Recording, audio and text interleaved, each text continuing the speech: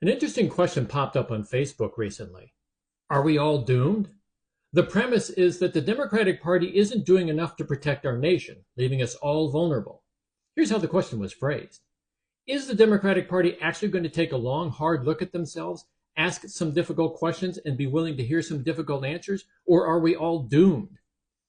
It's a sobering choice. Either the Democrats step up or we all face catastrophe. And honestly, it's hard to argue against that framing. There's no chance a third party will step into the fight and save our nation. Our nation has unwittingly locked itself into a two-party system for nearly its entire history.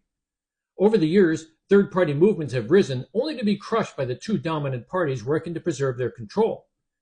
That leaves us with just one option. The Democrats must be the ones to ride into town and clean up the mess. But are they ready for this fight? Right now, the answer is a resounding no. Never before has one of our two major parties openly waged war on democracy itself. The Republican Party, now controlled by MAGA extremists, has gone full authoritarian, and yet the Democrats are still stumbling around, acting as if this is just another round of normal political gamesmanship.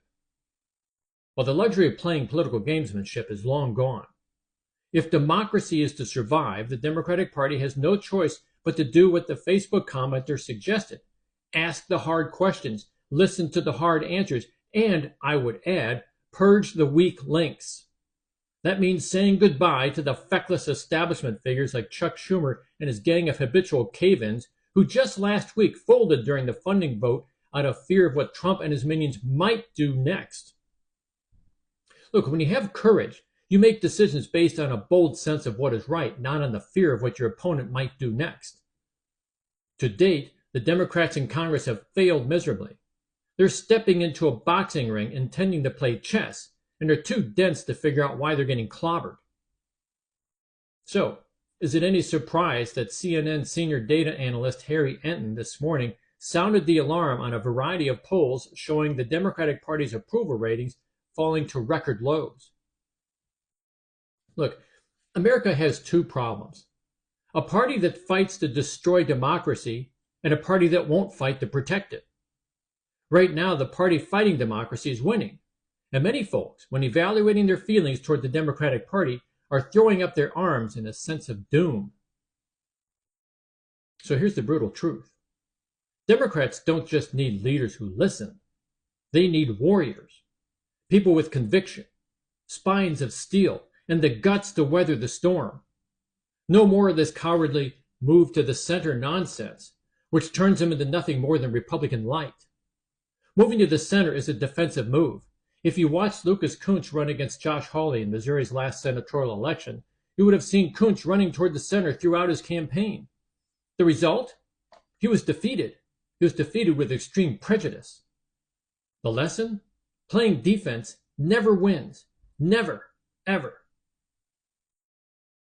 This country needs bold progressives to step up and go on offense. Why progressives? Because when a red state like Missouri votes on policies, not party labels, it always chooses progressive policies. Initiative petitions for workers' rights, reproductive freedom, and expanding health care pass in this deep red state, proving that people want these policies. Yet the Democratic establishment still refuses to fully embrace this reality. The bottom line is that this isn't about moving left or right on some meaningless ideological spectrum. It's about breaking free from the spectrum altogether and fighting for real people instead of serving the corporate elites who bankroll both parties. To do that, the Democrats need to clean house, ditch the focus group approved consultant-driven elites, and start recruiting fighters who are ready to put everything on the line for the future of this country. The choice is clear. The only question is, will the Democrats wake up in time? My name is Dan Schaefer, previous Democratic candidate who ran for the Missouri House of Representatives, District 97. Thank you for your time.